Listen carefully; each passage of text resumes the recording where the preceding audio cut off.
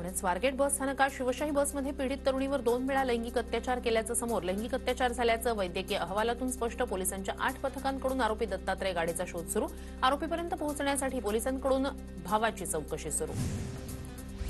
पुण्यातील स्वारगेट बस स्थानकातील बसच्या सुरक्षेसाठी पोलीस बंदोबस्त तैनात. अत्याचाराची घटना घडल्यानंतर प्रशासन ऍक्शन मोडमध्ये. कुठलाही अनुचित प्रकार घडू नये यासाठी पोलीस बस स्थानकात ठाण मांडून. पुणे अत्याचार प्रकरणाची मुख्यमंत्री फडणवीसांकडून दखल. तपास गंभीरतेनं करा. फडणवीसांच्या पुणे पोलीस आयुक्तांना सूचना. पुण्यातील घटना क्लेशदायक. आरोपीला तात्काळ अटक करा. अजित पवारांच्या पुणे पोलीस आयुक्तांना सूचना. अजित पवारांनी पोलिसांकडून दिवसभरातील कारवाईचा अहवाल मागवला. स्वारगेट एसटी आगारातील बलात्कार प्रकरणी उपमुख्यमंत्री एकनाथ शिंदेंचा पोलीस आयुक्तांना फोन. आरोपीला लवकरात लवकर शोधून केस फास्ट ट्रॅक कोर्टात चालवण्याच्या सूचना.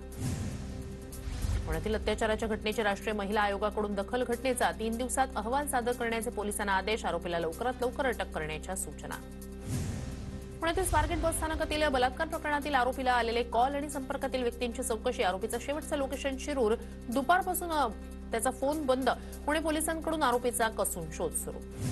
स्वारगेटमधील डेपो मॅनेजर कंट्रोलरवर कारवाई. 23 सुरक्षा रक्षकांना निलंबित करून नवीन सुरक्षा रक्षक नेमले. परिवहन मंत्री प्रताप सरनाईक यांची माहिती.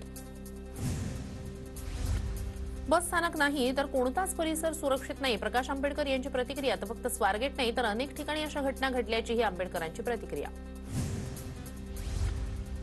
महिला प्रवाशांच्या सुरक्षिततेसाठी मंत्रालयात बैठक होणार. आज दुपारी 12:30 वाजता बैठक बोलावली. मुख्यमंत्री फडणवीस, उपमुख्यमंत्री अजित पवार यांच्याकडून अत्याचाराच्या घटनेची गंभीर दखल. स्वारगेट बस स्थानकाच्या आगार प्रमुखांनी सुरक्षेसंदर्भात पुणे पोलिसांना दिलं होतं पत्र. पत्रातून पोलिसांकडे सुरक्षा पुरवण्याची केली होती मागणी. तर स्वारगेट बस स्थानकाच्या आगार नियंत्रक मोहिनी ढेरे यांचीही पोलिसांकडून चौकशी. पुण्यातील वाकडेवाडी बस स्थानकाची सुरक्षा राम भरोसेच. बस स्थानकातील पोलीस मदत केंद्र बंद. सुरक्षा रक्षकाच्या कामावरही प्रश्नचिन्ह उपस्थित. पुण्यातील अत्याचार प्रकरणी ठाकरेंची शिवसेना आक्रमक. स्वारगेट स्थानकातील सुरक्षा रक्षक कक्षाची तोडफोड.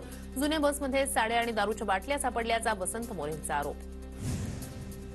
अमरावती बस स्थानकात घाणीचं साम्राज्य. बाथरूमच्या खिडक्या तुटलेल्या, दरवाजेही लागत नाही. स्वच्छतागृहात सापडल्या दारूच्या बाटल्या. सोलापूर बस डेपोमधील शिवशाही बसच्या दरवाजाला लॉकच नाही. मुख्य बस स्थानकात केवळ 2 सुरक्षा रक्षक तर पार्किंगमध्ये केवळ 1च सुरक्षा रक्षक तैनात. स्वारगेट बस स्थानकावरील अत्याचाराच्या घटनेनंतर एसटी डेपोमधील सुरक्षा व्यवस्था ऐरणीवर. कुर्ला बस डेपोमध्ये जप्त केलेल्या गाड्या धूळ खात. कुर्ला बस डेपोमध्ये सुरक्षेचा प्रश्न निर्माण.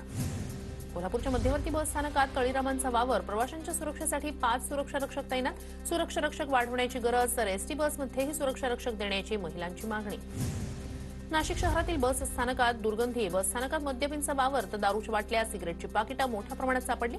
सुरक्षा रक्षकांसह एसटी महामंडळाच्या अधिकारी कर्मचाऱ्यांच्या. मुंबरे, तानाजी सावंत, सत्तार आणि संजय राठोड यांच्या खात्याचा वाईट अनुभव आला. मुंबरेंचा पीएसएचं सांगून व्यक्तीनं पैशांची मागणी केली. अमोल मिटकरेंचे गंभीर आरोप. अमोल मिटकरेंनी त्यावेळी सांगितलं पाहिजे होतं. अजित पवारांचं वक्तव्य तेव्हा सांगितलं असतं तर चौकशी करून कारवाई करता आली असती, अशीही प्रतिक्रिया. मुख्यमंत्र्यांनी आक्रमक पवित्रा घेतला. अमोल मिटकरेंनी मुख्यमंत्र्यांना लेखी तक्रार द्यावी. मिटकरेंच्या ओएसडीवरील आरोपांनंतर गिरीश महाजन यांची प्रतिक्रिया. आरोप झालेला विशेष कार्यकारी अधिकारी चालत नाही, मग मंत्री कसा चालतो? जो नियम ओएसडींना तोच मंत्र्यांना का लागू नाही? धनंजय मुंडेंच्या राजीनाम्याबाबत सुळेंचा सरकारला सवाल. अमोल मिटकरेंचं भाष्य फार गंभीर आहे. अधिकाऱ्यांचं धाडस किती पुढे गेलंय. ते आमदारांकडे पैसे मागतायत. जयंत पाटील यांची प्रतिक्रिया. आमदाराला काही पैसे मिळणार असा याचा अर्थ होतो. जयंत पाटील यांची खोचक प्रतिक्रिया. बीडच्या मस्साजोगमधील अन्नत्याग आंदोलन तूर्तास स्थगित. उज्ज्वल निकम यांची सरकारी वकील म्हणून नियुक्ती केल्यानं काही मागण्या मान्य केल्यानं निर्णय. मागण्यांची पूर्तता करण्यासाठी काही वेळ मागितलाय, त्यामुळे आंदोलन तात्पुरतं स्थगित केलंय. ग्रामस्थ जे ठरवतील ते मान्य असेल. आंदोलन स्थगित केल्यानंतर धनंजय देशमुख यांची प्रतिक्रिया. प्रशासनानं वेळ मागितल्यामुळे आंदोलन तात्पुरतं स्थगित केलं. मस्साजोगमधील अन्नत्याग आंदोलन स्थगित केल्यानंतर वैभवी देशमुख यांची प्रतिक्रिया. प्रशासनाकडून मागण्या मान्य करण्याचं आश्वासन आल्याचीही प्रतिक्रिया. प्रशासनाकडून आम्हाला 10 दिवसात न्याय देण्याचं आश्वासन. 10 दिवस थांबू. गरज पडली तर पुढचं गावकरी ठरवतील. संतोष देशमुखांच्या आई शारदाबाई देशमुख यांची प्रतिक्रिया. संतोष देशमुख हत्या प्रकरणाचं सारथ्य करण्याची जबाबदारी दिल्यानं मुख्यमंत्र्यांचे आभार. पोलिसांनी आरोपपत्र दाखल केल्यानंतर प्रकरण न्यायालयात जलद गतीनं चालवणार. उज्ज्वल निकम यांचं आश्वासन. उज्ज्वल निकमांची नियुक्ती झाली ती चांगली गोष्ट आहे. निकम यांची सरकारी वकील म्हणून नियुक्ती केल्यानंतर मनोज जरांगे यांची प्रतिक्रिया. तर फक्त भावनिक विचार करून चालणार नसल्याचंही जरांगेंचं म्हणणं. राजकारण सोडलं तर वकील म्हणून उज्ज्वल निकमांचं काम उत्तमच. धनंजय देशमुख यांचाही निकमांवर विश्वास. प्रकरणातील प्रत्येक मुद्दे ते लावून धरतील. अंजली दमानियांकडून विश्वास व्यक्त. संतोष देशमुख हत्या प्रकरणात सरकारनं काहीतरी निर्णय घेतला याचं स्वागत. उज्ज्वल निकमांची विशेष सरकारी वकील म्हणून नियुक्ती केल्याप्रकरणी सुप्रिया सुळेंची प्रतिक्रिया. देशमुख कुटुंबानं उज्ज्वल निकमांची मागणी केली असेल तर ती योग्य आहे. देशमुखांच्या मागणीबद्दल आम्हाला माहीत नव्हतं. निकम यांची सरकारी वकील म्हणून नियुक्ती केल्यानंतर प्रकाश आंबेडकर यांची प्रतिक्रिया. राज्य सरकारनं घेतलेला निर्णय योग्य. देशमुख कुटुंबियांना न्याय मिळावा. प्रकाश सोळंकेंची TV9 मराठीला माहिती. मसाजोकरांच्या अन्नत्याग आंदोलनाची दखल घ्यावी. आमदार सुरेश धस यांचं मुख्यमंत्री देवेंद्र फडणवीस यांना निवेदन. ग्रामस्थांनी केलेल्या 7 मागण्यांचा निवेदनात उल्लेख. बीड प्रकरणात पहिल्या दिवसापासून मुख्यमंत्री फडणवीस सकारात्मक. उज्ज्वल निकम यांच्या नियुक्तीमुळे आरोपी फाशीची शिक्षा होण्यास मदत होईल. आमदार सुरेश धस यांची प्रतिक्रिया. आता अन्नत्याग आंदोलन नाही, रस्त्यावरची लढाई लढणार. मागण्या मान्य झाल्या नाही तर पुढाऱ्यांना गावात फिरू देणार नाही. अन्नत्याग आंदोलन स्थगित केल्यानंतर मसाजोगच्या ग्रामस्थांची आक्रमक भूमिका. महादेव मुंडे हत्या प्रकरणाच्या चौकशीसाठी विशेष तपास पथकाची स्थापना करा. आमदार सुरेश धस यांची मुख्यमंत्री देवेंद्र फडणवीस यांच्याकडे मागणी. 1.5 वर्षापूर्वी परळीत झालेल्या हत्येमागे ही आकाच असल्याचा धस यांचा आरोप. नागपुरात इतिहासकार इंद्रजित सावंत धमकी प्रकरणी सकल मराठा समाजाची बैठक. प्रशांत कोरटकर नावाच्या व्यक्तीला अटक करा, अन्यथा मराठा समाज आपला निर्णय घेईल. राजे मुधोजी भोसले यांचा इशारा. शिवरायांविषयी आक्षेपार्ह वक्तव्य खपवून घेणार नाही. चौकशी करून तथ्य आढळल्यास कारवाई होणार. इंद्रजित सावंत धमकी प्रकरणानंतर अजित पवारांची प्रतिक्रिया. प्रशांत कोरटकरचं थोबाड रंगवलं पाहिजे. बहुजन पोरांनी ठरवलं तर हे रस्त्यावर फिरू शकणार नाही. इंद्रजित सावंत धमकी प्रकरणानंतर जितेंद्र आव्हाड आक्रमक. प्रशांत कोरटकरच्या तोंडाला काळं फासणाऱ्याला 1 लाखाचं बक्षीस देणार. संभाजी ब्रिगेडची घोषणा. कोरटकरनं इतिहास अभ्यासक इंद्रजित सावंत यांना धमकावल्याप्रकरणी संभाजी ब्रिगेड आक्रमक. महानगरपालिका निवडणुका झाल्या पाहिजेत. निवडणुका घेण्याची जबाबदारी राज्य निवडणूक आयोगावर. स्थानिक स्वराज्य निवडणुकीबाबत प्रकाश आंबेडकर यांची प्रतिक्रिया. नाशिकला पालकमंत्री देण्यासाठी सरकारनं तत्परता दाखवली नाही. 15 ऑगस्टपर्यंत तरी पालकमंत्र्यांच्या नेमणुकीची अपेक्षा. पालकमंत्री पदावरून जयंत पाटलांचा राज्य सरकारला टोला. जळगाव जिल्हा मजूर फेडरेशनच्या 23 मजूर सोसायट्यांची चौकशी सुरू. जिल्हा उपनिबंधक कार्यालयाकडून चौकशी सुरू. गुलाबराव देवकर यांनी घेतलेल्या 10 कोटींच्या कर्जाचीही चौकशी. बारामतीत पुन्हा एकदा पवार विरुद्ध पवार निवडणूक होण्याची शक्यता. माळेगाव साखर कारखान्याची निवडणूक शरद पवारांची राष्ट्रवादी लढवण्याची शक्यता. कारखाना सध्या अजित पवारांच्या ताब्यात. शरद पवारांच्या राष्ट्रवादीचे काही नेते अजित पवारांच्या राष्ट्रवादीच्या वाटेवर. राहुल मोटे, राहुल जगताप, विजय भांबळे यांच्या पक्षप्रवेशाच्या हालचाली. महायुती विरोधात निवडणूक लढवलेल्या नेत्यांना अजितदादा पक्षात स्थान देणार का याकडे लक्ष. सिंधुदुर्गात ठाकरेंच्या शिवसेनेला धक्का. ठाकरेंच्या शिवसेनेचे जिल्हाप्रमुख संजय पडते यांचा शिवसेनेत प्रवेश. एकनाथ शिंदे यांच्या उपस्थितीत पक्षप्रवेश. सध्या सरवणकर यांची आमदार महेश सावंत यांच्या विरोधात हायकोर्टात याचिका. निवडणूक प्रतिज्ञापत्रात 4 ते 5 गुन्ह्यांची माहिती लपवल्याचा आरोप. लपवलेल्या गुन्ह्यांची माहिती समोर यायला हवी. सरवणकरांची मागणी. जुन्नरचे अपक्ष आमदार शरद सोनवणे शिवसेनेत प्रवेश करणार. उद्या नारायणगावमधील कार्यकर्ता मेळाव्यात एकनाथ शिंदेंच्या उपस्थितीत होणार पक्षप्रवेश.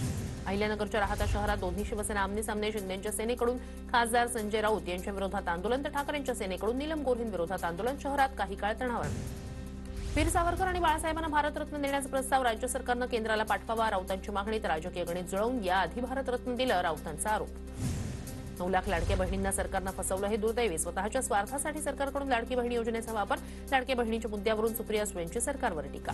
नंदुरबारमध्ये राष्ट्रवादीकडून ओबीसी जोडू यात्रा काढली जाणार. राष्ट्रवादीचं संघटन मजबूत होण्यासाठी यात्रा काढणार. 27 मार्चपर्यंत यात्रा सुरू राहणार. आमदार डॉ. विजयकुमार गावित यांच्याकडून नंदुरबारमधील नागरिकांच्या समस्यांचं निवारण. पाण्याचे प्रश्न, भूमिगत गटार, रस्त्यांचे प्रश्न तात्काळ सोडवणार. मुख्यमंत्री देवेंद्र फडणवीस यांच्याकडून कुंभमेळ्याच्या तयारीचा आढावा घेण्यासाठी बैठक. बैठकीला गिरीश महाजनांची उपस्थिती. दोन्ही उपमुख्यमंत्री पूर्वनियोजित कार्यक्रमामुळे मात्र अनुपस्थित असल्याची माहिती. नाशिकचा सिंहस्थ कुंभमेळा 2027 ही अविस्मरणीय ठरेल. 2027 मध्ये नाशिक इथे होणाऱ्या कुंभमेळ्यात आपण पुन्हा एकदा जमणार. प्रयागराजमध्ये कुंभमेळा झाल्यानंतर मुख्यमंत्री फडणवीसांचं ट्विट. महाराष्ट्राच्या मुख्यमंत्रीपदी एकनाथ शिंदे यांची पुन्हा वर्णी लागू दे. सिंधुदुर्गच्या श्री भराडी देवीला साकडं. शिंदेनं पुन्हा सीएम करण्याचे प्रयत्न. त्यासाठीच ऑपरेशन टायगर. ठाकरेंच्या शिवसेनेचे खासदार संजय जाधव यांचा दावा. मराठा समाजाच्या आरक्षणासाठी रमेश केरे यांचं उपोषण. उपोषणाचा आजचा 5वा दिवस.